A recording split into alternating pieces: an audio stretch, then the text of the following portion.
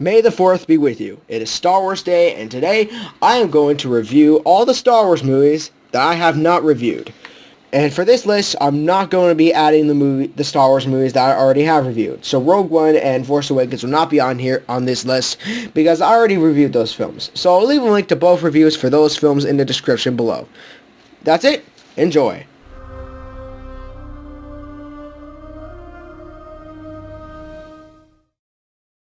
Attack of the Clones.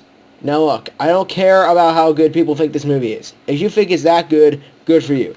But for me, it is the absolute worst movie in the entire saga. The CGI is far worse than the Phantom Menace. The acting is friggin' embarrassing. The dialogue is horrendous. The Count Dooku lightsaber fight is underwhelming. The romance subplot is forced. There's no chemistry whatsoever. And the action is not thrilling whatsoever. It's non-engaging. There was no reason to be emotionally involved in any of the crap that was going on. Now, I will be positive on a few things. Ewan McGregor as Obi-Wan Kenobi is pretty good. The scene with Anakin and his mother at the Tusken Raider camp is pretty effective.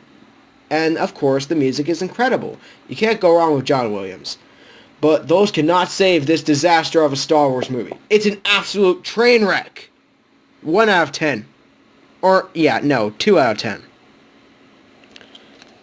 The Phantom Menace. Now, look, I don't hate this movie as much as I hated Attack of the Clones, but I still do not consider it a good movie. The CGI does not hold up well. The performances from everyone, except Ewan McGregor, are all very bland in my opinion. Far too many trade disputes. The pod race scene is only considered good because it was something that was actually going on in the film. Okay, well, yeah, I do like that sequence, but my problem was that it goes on for far too long, which is another thing that a lot of people criticize the scene for.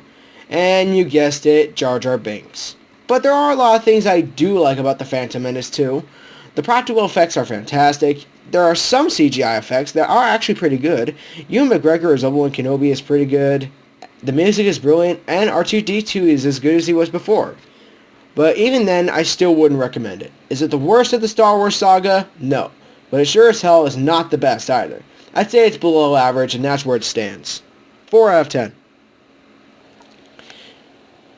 Revenge of the Sith. I can understand why a lot of people consider this the greatest film in the saga. I mean, hell, I actually happen to found a lot of people who actually say it's far better than the original trilogy in a whole, which I don't see why. But I find, in fact, while I do respect opinions and all, I find the love that the internet gives it kind of crazy.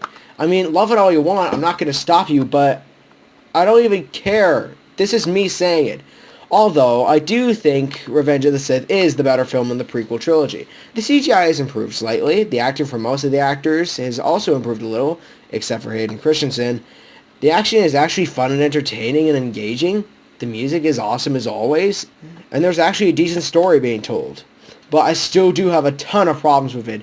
Hayden Christensen as Anakin Skywalker is still really bad. General Grievous was a pretty cool character, but he was really weak, and not as good as he used to be in the Clone Wars animated series. I'm talking about the 2003 now non-canon version. I'm not talking about the 2008 cartoon version. Or when was that show released? I don't know. I'll have to look up. There are still some CGI effects that, while some of them have improved, they are still pretty unconvincing, especially with a lot of the green screen effects. Like, if you look at some of these shots, you could tell at times, yeah, they're not, yeah, that's, those sets, those aren't real at all. And see, there's still a lot of really painful dialogue, particularly with the romance sequence, and Padme's death is pretty dumb. Dying because of a broken heart, I mean, come on, Luke, I just find it pretty dumb. So yeah, I do like Revenge of the Sith. It's a pretty decent movie. It's actually like I said earlier, it's the better film in the prequel trilogy. There are still a ton of problems, but I do kind of recommend it, just not for everyone. 6 out of 10. Return of the Jedi. I hear a lot of people say Return of the Jedi is actually the weakest film in the original trilogy, but I kind of disagree with them. For me, Return of the Jedi is actually a lot more better than it gets credit for. The performances from Mark Hamill, Harrison Ford, Carrie Fisher, Billy D. Williams, Ian McDiarmid, and James Earl Jones are fantastic. The action is fun and engaging. The effects are awesome. The music is obviously great. And the scenes with Luke trying to reason with his father are fantastic and very powerful. Sure, there are problems, like a lot of missed opportunities, and there are some green screen effects that don't really age well. And of course, the Ewoks are just something that were just put in for children appeal. But I still really like Return of the Jedi. It's a pretty good movie, and it actually has a pretty good story. I'm not saying it's the best, but it's not a bad movie either. It's a good movie, and I like it a lot. 7 out of 10. A New Hope. I know A New Hope is the film that started the saga in the first place, but I do in fact have some problems with it, and most of my problems are just kind of nitpicks and all. But of course, I still do love the film for its brilliant characters, amazing effects, complex storytelling, great dialogue, and brilliant characters. Oh wait, I said that already. Yeah. Well, the problems I have with it are very little, like I said, nitpicks.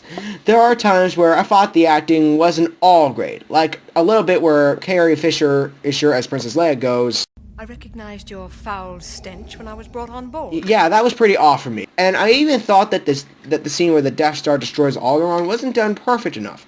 I know it tries to give us the sense that thousands of people have died on that planet because of Obi-Wan saying, I felt a great disturbance in the Force, as if millions of voices cried out in terror and were suddenly silenced. But it didn't exactly give me the sense that thousands of people died. In fact, I actually kind of come to argue that Force Awakens did a little better because you actually saw the people on the planet witness the danger that was heading for them. But I still loved everything else. A New Hope is definitely the best film in the entire franchise. I love it a lot. 10 out of 10. The Empire Strikes Back. Come on, you guys knew I was gonna put this on the number one spot because of one reason. It's amazing.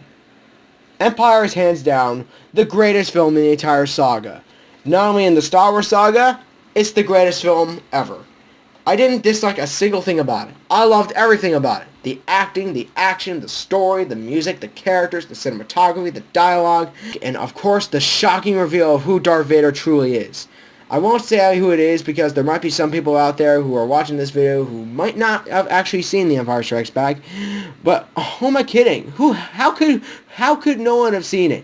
It's one of the greatest movies ever made. I'm dead serious. I definitely recommend you see this. Go buy a copy and watch it. You will not be disappointed. It's the best one out there. I absolutely, positively, downright adore it. 10 out of 10. So guys, that was my ranking on all the Star Wars films that I haven't reviewed. I hope you guys, I'll leave a link to 2 of the Star Wars films that I have reviewed in the description. And of course, I'll see you next time. Have a happy Star Wars day. Peace out.